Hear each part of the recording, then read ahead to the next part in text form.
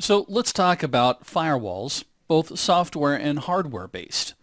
Now, when we talk about a firewall from a cybersecurity, well, I should say from an attacker's point of view, a firewall is simply a barrier that they need to try to get past. Now, one of the ways they do that is through something called firewalking, which we talk about in the ethical hacking reconnaissance course. But basically, it allows an attacker to determine the firewall's ACL or access control list and the mapping of the internal network from the outside. It's actually quite tricky and kind of scary. You can actually mitigate it very quickly by implementing NAT.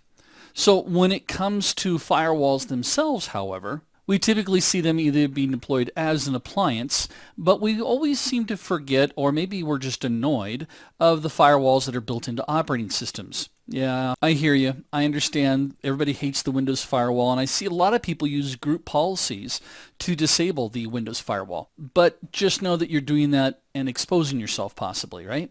Now, historically speaking, firewalls were simply a perimeter appliance, kind of following the assumption that security would be protected if you could just prevent attackers from gaining access from the outside. But the problem that we have today is that we would go through and create these rules for the firewall, but we would have no protection from the inside.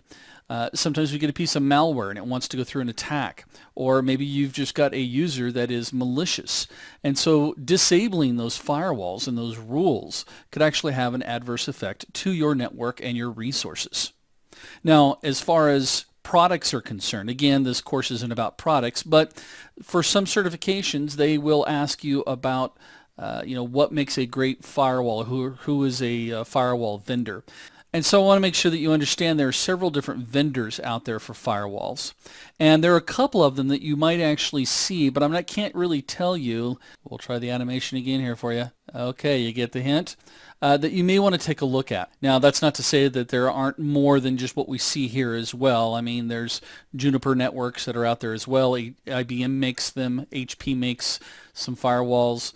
As well as even Dell. But the primary ones you might see in your certification might have jumped out at you. Now here's the only other thing I'm going to tell you here when it comes to your firewall. Make sure, just like with any device, that you keep up to date with the latest firmware or iOS. I don't know how many times I've come across certain companies that I've worked with that they are still running a version of iOS for their Cisco router that is extremely old, and the reason why they don't want to upgrade it is because of the cost.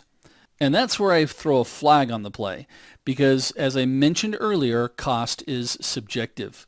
Trust me, it's going to cost you a lot more to recover from a breach.